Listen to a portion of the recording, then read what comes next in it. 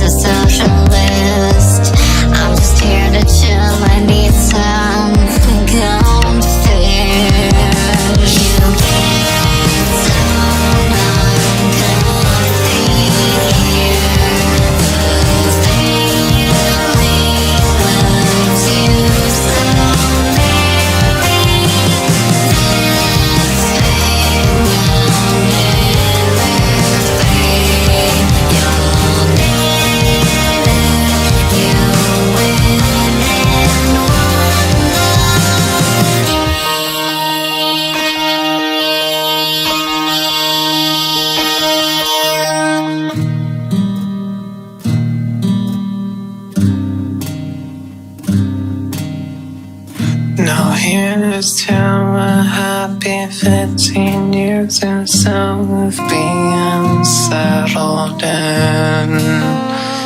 So much has changed and yet simultaneously so little. I may have since found out that God and America want us dead at best, but there's still those trees around me, feeling such a lovely breeze. I'm always finding beauty in tiny pieces of scenery. I hear the pigs screech and see the guinea fowls steal some seed. I revel in the just cut grass for its fresh scent, and when there's a bit of rain drizzling out the water spout, I listen extra intently.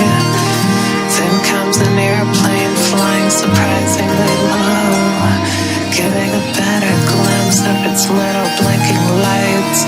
I spectate the neighbors hosting a barbecue using a grill with the Walmart logo still tacked on.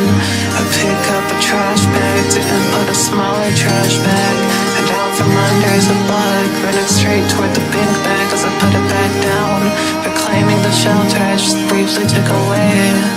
It makes me think about the wonderful abundance of other living creatures just waiting to be encountered. Like this time while on a walk, I watched a slow spaced out sequence of squirrels crossing the road one by one, each disappearing into this particular trench of bushes. I've often heard suspicious rustling within as I went past it, so by pure happenstance alone, running many mysteries seem to be solved.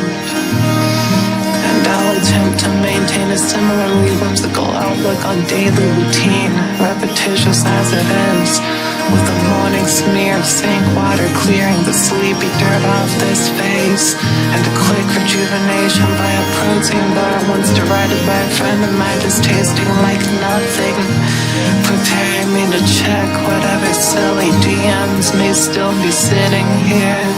I hit a click and a clack away, answering where necessary, and go catch up on the select few feeds I still give a shit about. Then the self-inflicted creation-based workstation is once again in operation, only interrupted by compulsively peeking into chat rooms with nothing new to show for it, or taking a break to eat meal 1, 2, or 3. Then come evening, that's when I take my almost daily walk, only skipped when there's more urgent matters ongoing, like finishing this fucking album. Oh Jesus Christ, I'm literally writing this on release day. Anyway, I'm usually put at ease by the soothing serenade of cicadas, and the generally liberating feeling of exiting my cage, even if the path I walk is technically just an even bigger cage, since I never go beyond a certain spot. But disregarding that, making it back safe and being greeted by her newest cat Dolly gleefully chirping always makes me happy. And whenever I'm done entertaining her, we begin transitioning into owl hours, during which my bedroom passageway will remain slightly open for Smokey after her scratching. I find it so endlessly fascinating that she's essentially learned to knock on doors in her own special way, and there's that same kitty sniffing the perimeter with extreme suspicion. Her anxious nature at times endearing, though deep down tragic. But let's not think about that last bit. Don't get into her nasty habit of over-grooming and slowly chipping fur off her entire lower body, or how we've never been able to fully remedy this despite our best efforts to keep her calm and healthy. Yeah, so maybe shit isn't always so happy-go-lucky. I take a piss with the lights off, shaving cents, saving seconds of electricity, and Dad throws a hissy fit whenever he accidentally walks in on me as resolved as if I actually care. I literally never react, like I'm sitting down, you can't even see my dick or anything, but out of his own thirst for drama, he pretends it's terribly embarrassing on his end, and also wishes I'd keep the lights on to better signal to him. So now my strategy of pissing in the dark is partly employed out of spite. Then it's back to my prison, I slither across the room, socks as a boom, paw prints urgently circling, unsharpened claws again left swung maniacally. We take a moment to thank them for the new brand of airwave to work with. Make a disgraced distress signal, activated in desperation, to represent a craving for anyone's embrace. I stare aimlessly at the fuel tank and immediately start having intrusive thoughts about drinking gasoline. Not out of a suicidal desire, mind you, my mind just does that. And I don't actually know what that does to a body, but I'd assume it's not good. So the brain defaults to filling in the blank with the most horrific fate that could possibly seem plausible. In this case, I'm burning alive from the inside, and I see my mom screaming like, why the fuck would you do that? And I think about the messages from friends and lovers that go unanswered unless she happened to log in on my behalf to alert them as to what had happened. And only then do I finally fucking snap out of this wretched train wreck of imagination. Reminds me of this time I had to cancel a walk because some fuckers were doing target practice again.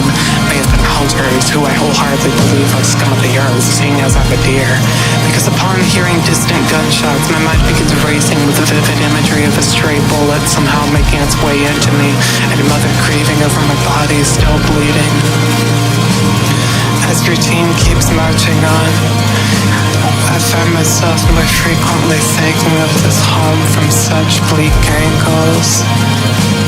I've seen neighbors replaced, a house been hit by a truck, a front porch crashed into, a fire devoured the house of the folks suffering drug addiction, which in hindsight my parents really should not have been so judgmental of.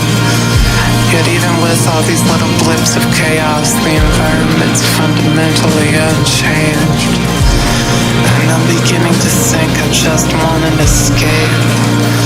A little comforting to imagine running away, as impractical as it may be in reality, or of abandoning most of my online friends. Because the dissociation has extended even to the digital, and I feel so alienated. But even when faced with the real opportunity to leave, or at least get a break, I don't know if I'll be able to take it. I don't know if I'll be able to take it.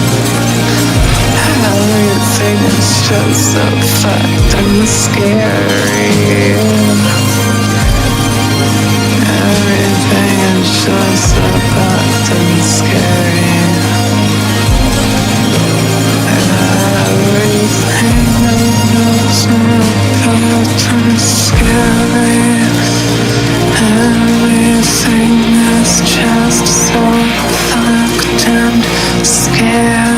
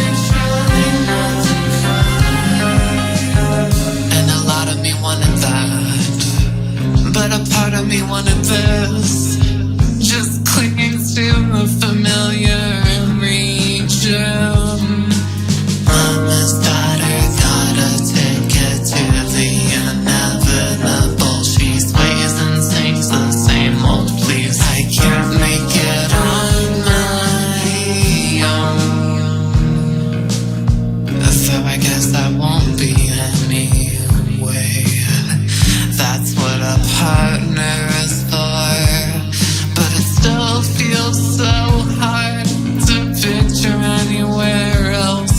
Yet I must accept how I've learned that there's no Mount forever.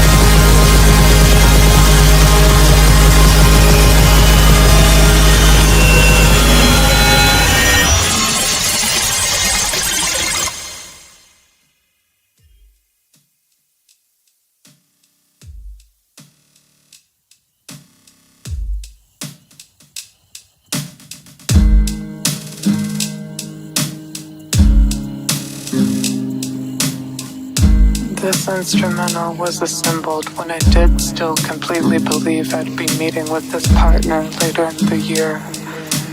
But by the time you're hearing it, we're not even dating. Though I must stress there's no ill will. His decision was based on external factors, and we're remaining so close that we even still intend to do that same visit, albeit next year. Now I'm instead dating a girl that doesn't even get mentioned in this album until track 4. And from 4 to 5, you'll also be hearing about the agonizing periods of silence in which I had no idea whether my previous date still had the ability to continue. Those were real-time reactions put on display. But in the case of this song specifically, with its premise already aged so much, I can safely say, as Will Toledo once did, these are only lyrics now.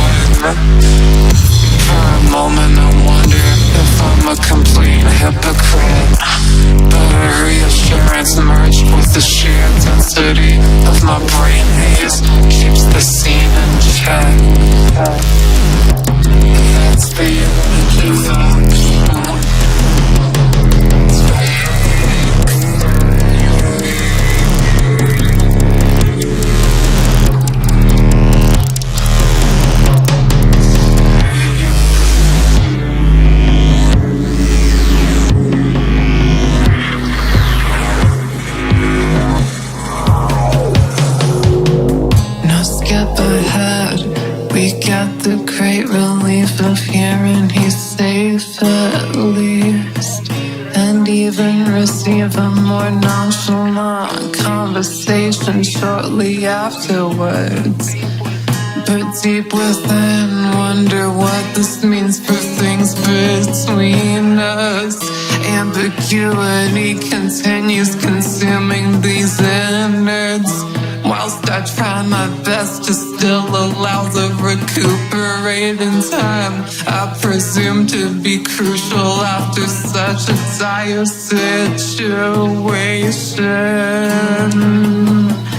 But I still agonize over the silence. That's the fun of shrouding his breakup. Conceptualize an ideal resolution, or otherwise wonder who the hell else could take that place.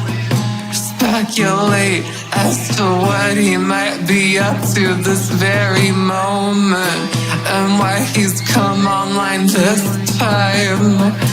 Fantasize despite your best judgment, because you can't imagine life without him. So I'm tired of playing dead like we never met, and I'm tired of delaying this conversation. I don't blame him, cause the way he lives nearly claimed it's him. I'm just impatient, wanna fall in his arms and that will be okay. Now here's the latest symptom of this terminal loneliness. Aimlessly scrolling legs, scattered posts be in my way of vicariously visiting these mysterious local queers I'll seemingly never get to see for myself.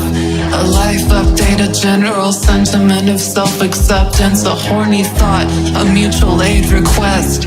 It's comforting to know these people at least exist in my vicinity, but equally depressing how tantalizingly out of reach such socialization continues to be. You'd be a fool to think I've got a driver's license or public transport, and I can't just keep Ubering to places all willy-nilly. So between isolation and bankruptcy, I pick the former. It's got me questioning, what good is all this art shit? Is my physical presence is left so deeply unfulfilling? Right now it's the one distraction keeping me from going completely insane, and even then it arguably feels that in other ways. I still hold wholehearted love for the craft. I'm just lacking a more holistic lived experience at the moment, while I witness all these people I know only through screens achieving their own meetups so freely and frequently, and even a brief description of them has me thinking, thanks for fucking rubbing it in.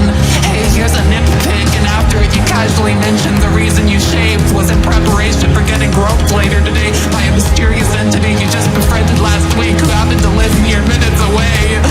Those becoming the luckiest motherfuckers on earth never even seem to be aware of it. Even a speck of this felt like it made a whole world of difference in your position relative to me. You get what I want while I watch. I'm saying this in reference to the same one who's deeply invested in the concept of me cucking her.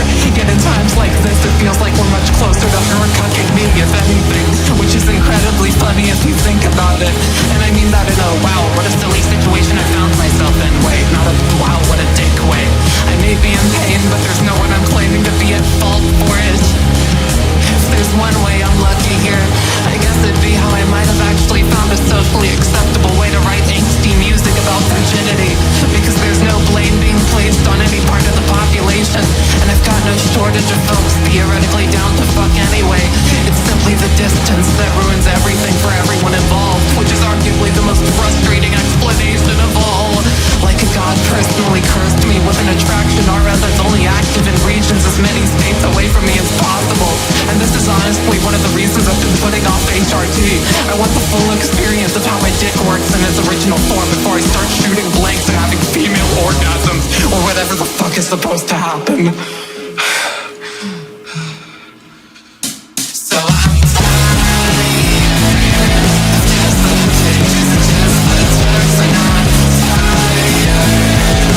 Drawings, glowing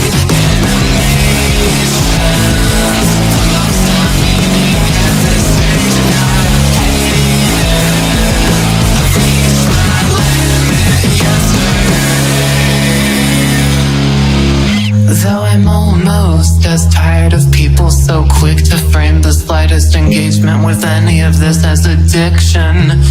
Rather than addressing the countless actual problems within the mainstream industry, we instead see the internet discourse surrounding porn speeding toward cartoonish levels of prudishness.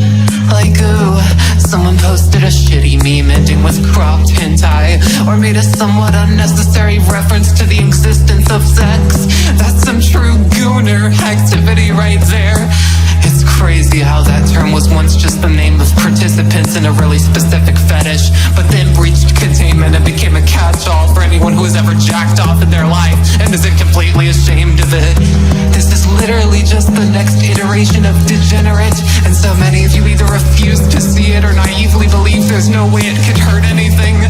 Kinda reminds me of how many times I've seen otherwise relatively progressive people have no hesitation baselessly insinuating that the boy kisser meme, explicitly gay imagery originating in a predominantly queer community, is a stereotypical sign of an online child predator. Cause you know, it's not like gay thing equals predatory could possibly have any broader implications. It's not like that's one of the very first ways queers have been getting smeared for decades. No siree! And it's escalated to a point where at 1 a.m. on a Saturday night, I can see one such acquaintance nonchalantly share a concerningly high-effort piece of artwork depicting the boy kisser kitty happily posing next to none other than fucking Jeffrey Epstein. So on top of the implied homophobia, they also have no problem trivializing the actions of one of the most infamous sex traffickers in history by turning him into a silly mascot to use as shorthand for associating something with grooming. Like, stop the fucking music. Just think about all that for a moment. What the fuck are these people doing? So in summary, how often I gif is none of your goddamn business, and I think I've got the sentience to prove it. Same goes for how often I may be willing to look past the fetishization baked into Futanari just for a crumb of representation. Repression has never helped anyone, especially not those already oppressed. Frankly, my only actual concern in this regard is the potential malformation of expectations. It's not like I'm incapable of differentiating fantasy from reality, nor is my life controlled by it, but I have to wonder what the long-term effect of such media might be on someone like me, who has zero paws-on experience of the physical equivalent to begin with. Even in terms of information, I can't say I'm doing the greatest. I mean, where do you think a sheltered, homeschooled Christian kid would gather any semblance of those realizations? I'll give you a hint. It sure as shit wasn't from a formal education. In more ways than one, the internet alone raised me. And hell, even if that wasn't the case, the endless anticipation on its own might still be enough to fuck me up. Because the longer I crave, the more my standard for what constitutes a true relief must be increasing. I'm not sure if anything less than an absolute out-of-body transcendence would be able to properly counteract the agony. I suspect a common audience response here might be along the lines of, you couldn't waterboard this out of me. But I think that speaks more to your own insecurity than anything wrong with my decision making. I got my name and face on the cover and everything. I truly don't give a shit what anyone thinks is embarrassing, because I'll always have far more respect for those who overshare than those who pretend to be totally stoic.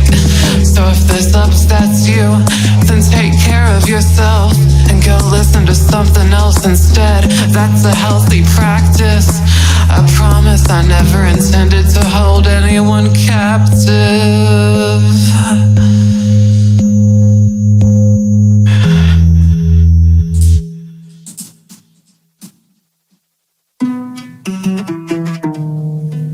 Not for anyone still around. You want a real twist? Someone only about an hour away is down, and I didn't know they'd be down till now. I'm still intimidated by them, and not in a hot way, I mean a legitimately anxious way. But I'll take anything. So something resembling an arrangement is made. Just gotta wait a bit. But no particular date was ever mentioned, so it's up to me to poke at it again, and I really hate to do that. Even at much lower stakes digital shit, I've always been like this. Feeling as if the most polite of inquiries sent to people I'm already on a benefit basis with makes me some disgusting pest or an annoyance at best. When you combine a pre-existing fear of interpersonal rejection with the section of life most stupidly deemed taboo, you're sure to get a complete mess in the head.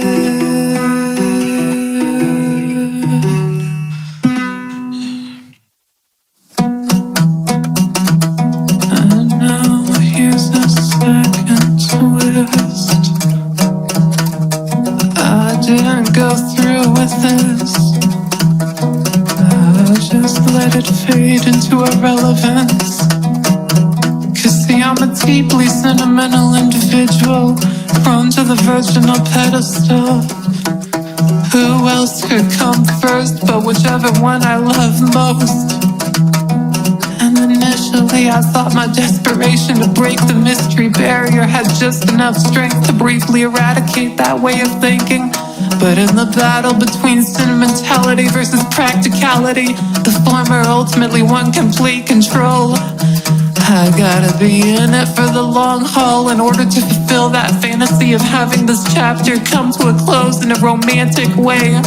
Though admittedly I have to wonder if that's actually just a remnant of the traditional relationship imagery hammered into my upbringing.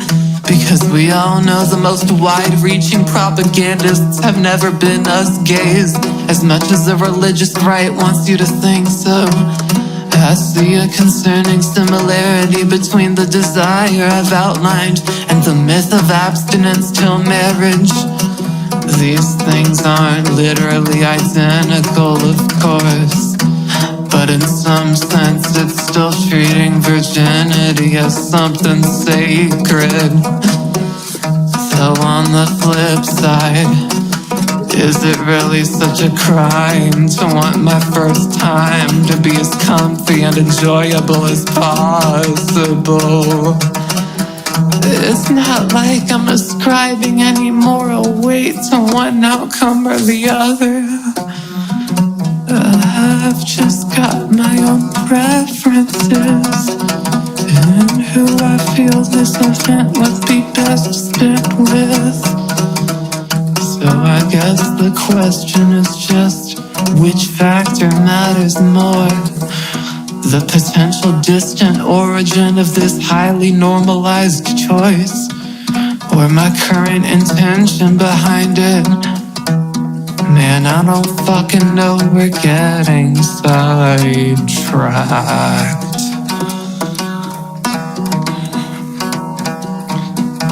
I'll conclude by saying this.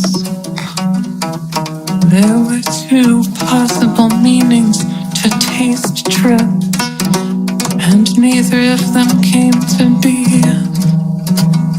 But in this, I suppose for now I've found peace, for reasons I'll elaborate on later. I'm breaking chronology again, so I need to put a stop to this monologue immediately. In this next track, we'll be getting back to the relationship mystery. And while you go dig into that stuff, I've got some research to conduct.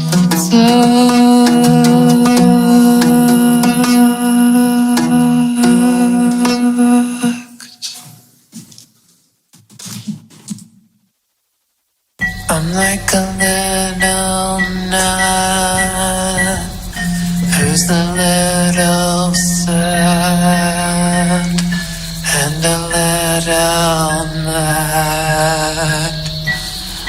That's what happens when my narrative collapses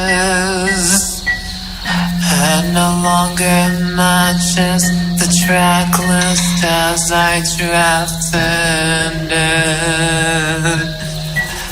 I'd like my life to do a better job of imitating art. 'Cause as things are, my sanity is draining by the day. In large part thanks to the mystery of this date. I still think about it every day. And I still think about the time or two I heard him say out loud, I love you. Filtered through some dog shit quality, the likes of which I'd expect of a landline telephone. But it was somehow a smartphone.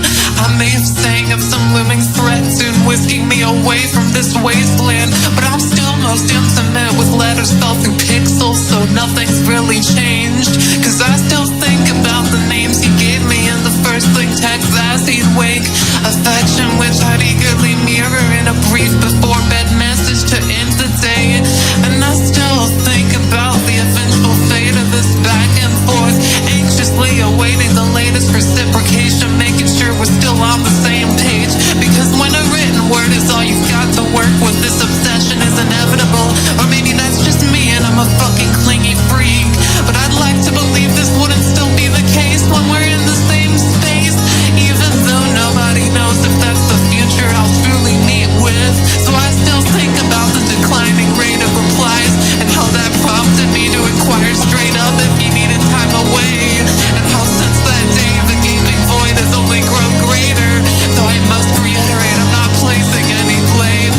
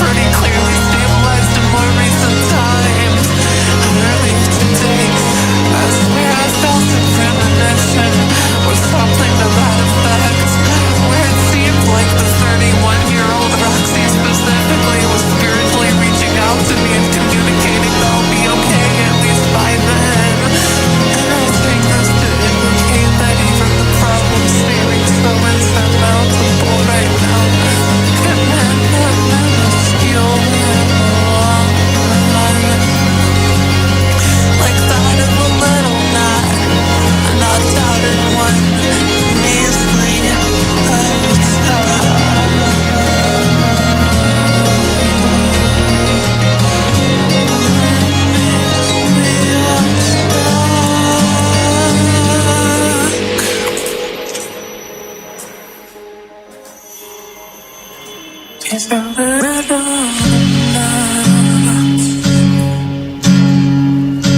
that doesn't make them less real, but they little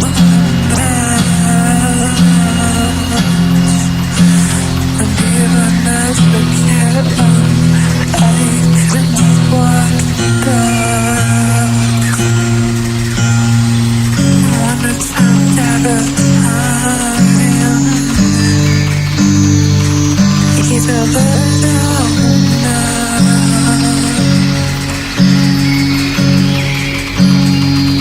I can still come back.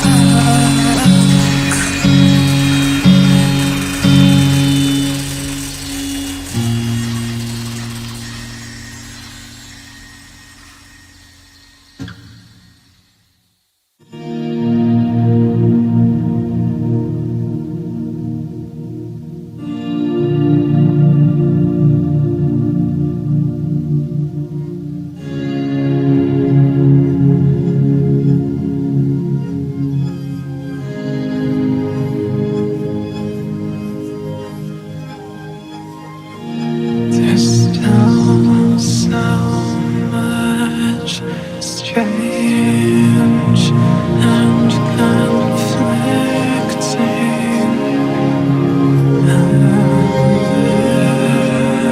as living situation. Now I'm trying to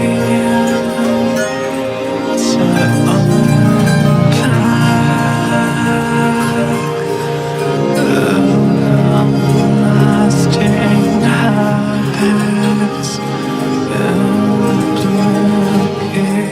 implications. I'll figure out what it means for me and the things I hold so dear. I took another photograph, but every time I do it holds me back. Thinking about what's surrounding me and how eventually I'll need to leave. That's what the folder is. It's filled with places I've already been. Hundreds of times I'll capture them.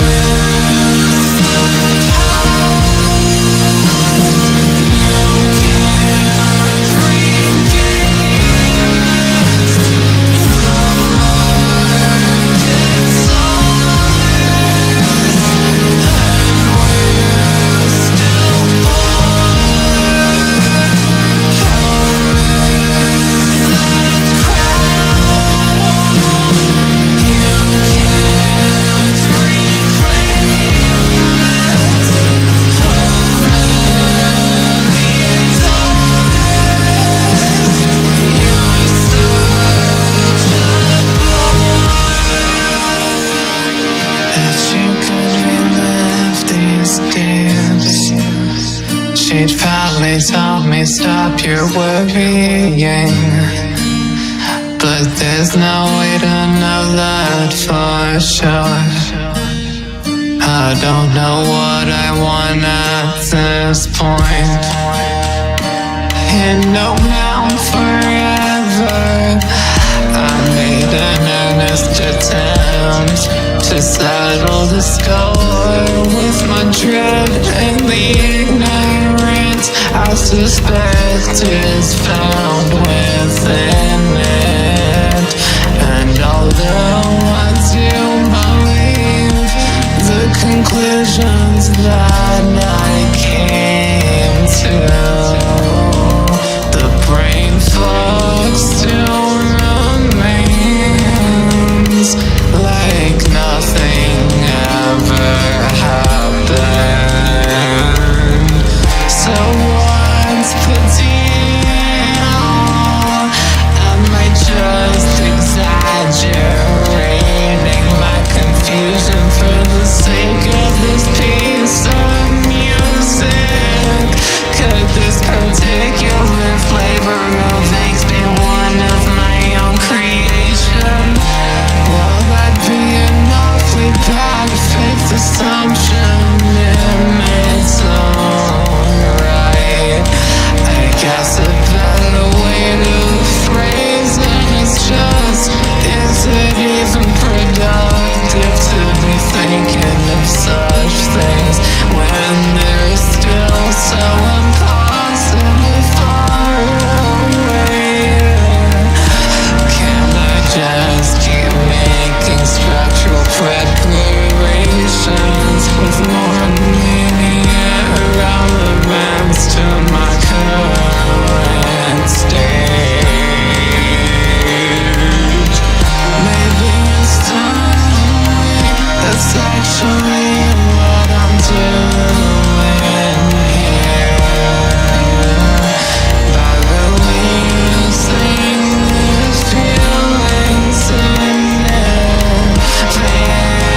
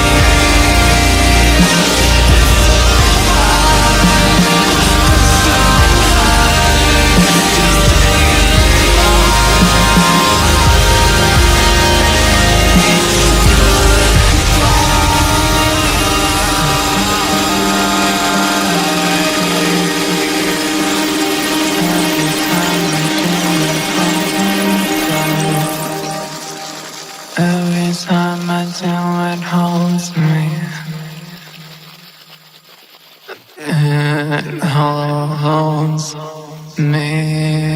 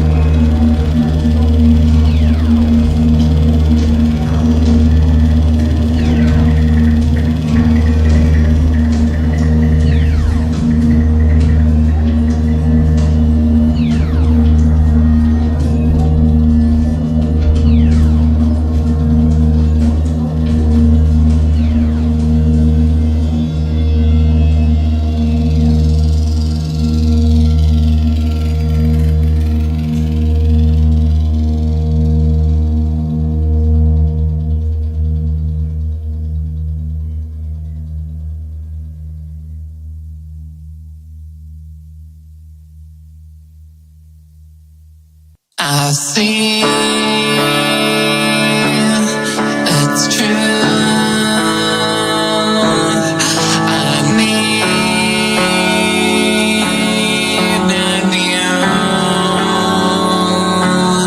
I mean your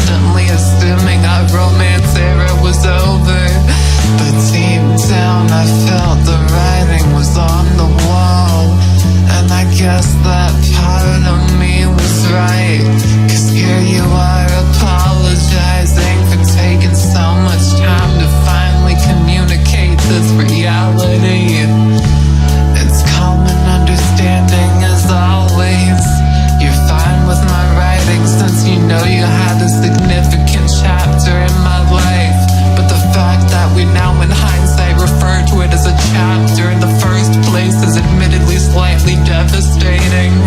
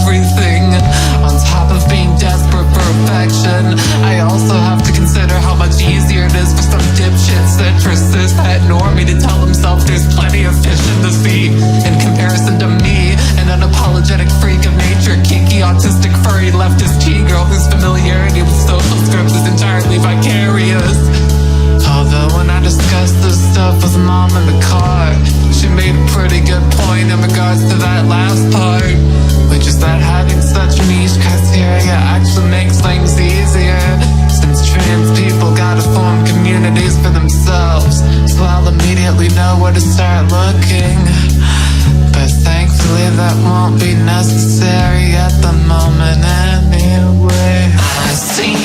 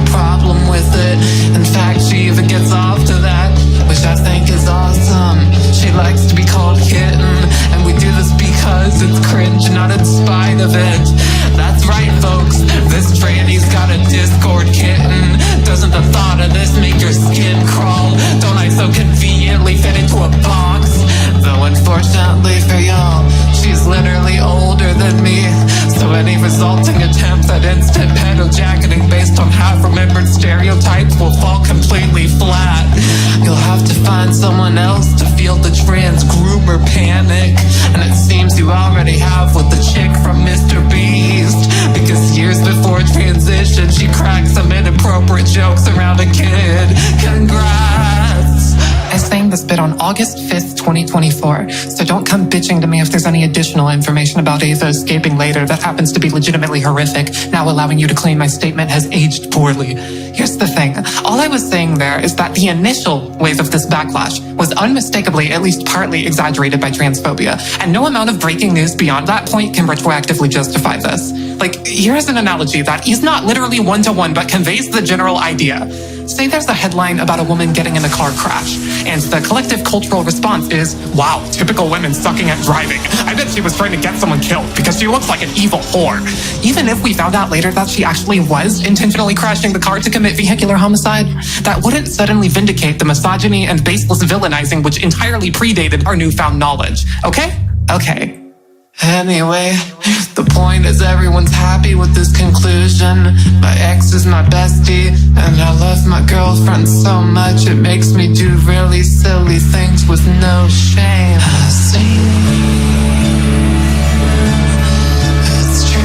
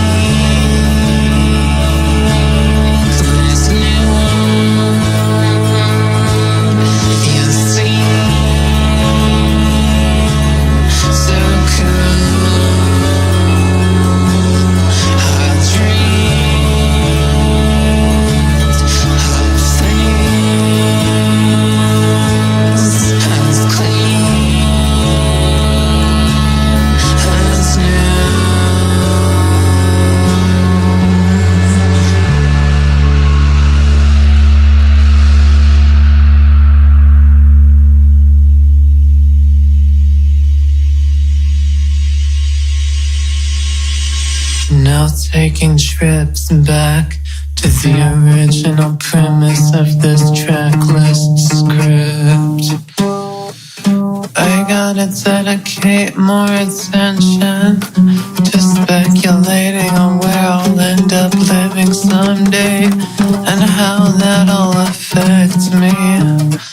I just went on a lot about how I made it to a happy conclusion of sorts. And while in some sense that's true, so much of this is really only beginning. It's been 2 months with this girl, although our multiple years previously spent on the verge of it do give me extra assurance. But since she's a neat like me, splitting rent with a more confident partner holding down the real job is no longer an option. I guess that's one thing I miss about last year's arrangement. Cause now the closest thing I've got to specific direction in terms of which roof should land over my head would be our vague-ass plans to briefly meet up next year. When I'll make the trip, I don't know. How I'll make the trip, I really don't know. And if we'll ever end up living together on the regular, I absolutely do not know. Maybe the key would be her other girlfriend, it being all 3 of us or something, since apparently she's got the resources needed to pull off a meetup with far greater immediacy. And oh, what a strange mix of emotions this'll inflict on my end. I gotta preface this by insisting it's got nothing to do with possessiveness. Compared to where I was even just a few years ago, I'm basically an expert at polyamory. To put things into perspective, at one point in 2020 I straight up considered myself polyphobic, which is funny as hell, I think. So no, it's not wrong for her to have another partner or to see one in person. The tragedy is found in me simply lacking the ability to do the same thing for the time being. On one paw, I'm glad for y'all, while on the other, I dread this event with such intensity that it even managed to infiltrate my dreams at night. The fact that I feel like shit itself feels shitty. I shouldn't be making things weird. You felt the need to tread carefully around the subject, and that's something I never wanted for us. Yeah, I'm fucking jealous, but not in a way that's irreparable. I'm expecting the sensitivity dimensions of physical occurrences will be amended whenever I'm able to take my first dip. As I graduate from uninterrupted isolation, I'd have no more reason to envy those with the same privilege. Or that's what I'm hoping at least. Who knows if I'll fall back into old habits after a long enough gap between meets. In the meantime, I must distract myself and suppress this with a simple mantra. Guts on both ends of this equation will eventually be rearranged. Guts on both ends of this equation will eventually be rearranged.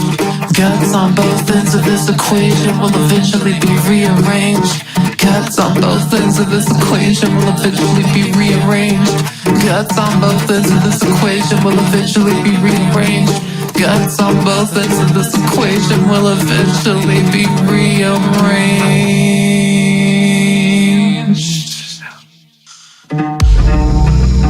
Maybe now you see why this rural home life concept album spent so much time talking about online relationships. This shit is all I have, that's the thing. No escape plan besides save up what little income I'm able to make. Nothing to break routine around here. I wake up, I log on, I stay on, I log off, I sleep. So deeply entrenched in the screen, I feel almost as if I cease to exist upon diverting my attention elsewhere. My body is some blob whose energy is solely directed into the upkeep of digital connection.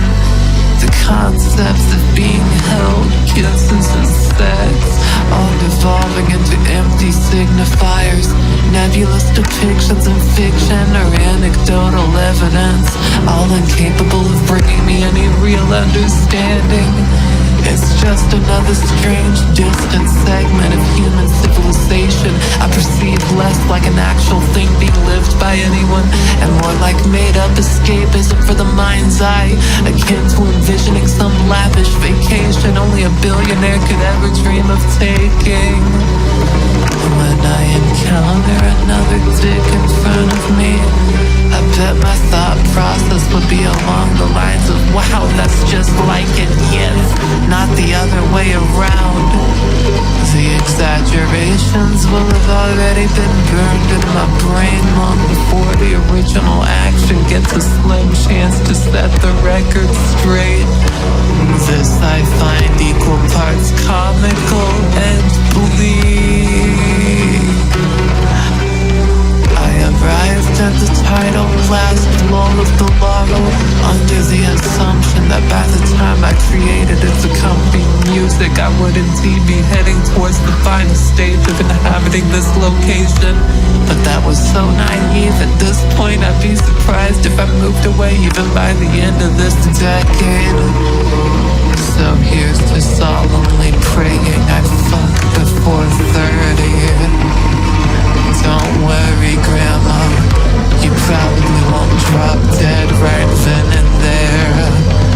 Cheer up now. Here comes the part where we put some big triumphant drone soundscape to maintain the illusion of resolution for ourselves. I do find it sincerely beautiful, of course, though the catharsis this brings me is always fleeting. But it's still something at my disposal, so I'll shut up and be grateful.